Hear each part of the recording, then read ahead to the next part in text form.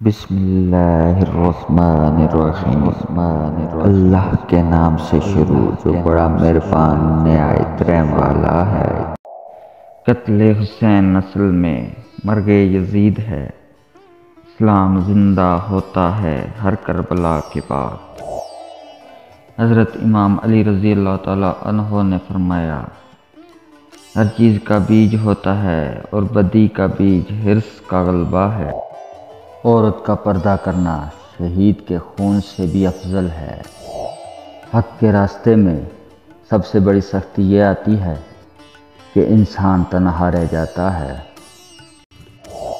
حضرت امام حسین رضی اللہ تعالیٰ عنہ کے اقوال: کبھی بھی حق بات کہنے سے مت گھبرانا، کیونکہ خدا کے سوا تو کوئی زندگی نہ کم کر سکتا ہے نہ کوئی رزق روک سکتا ہے۔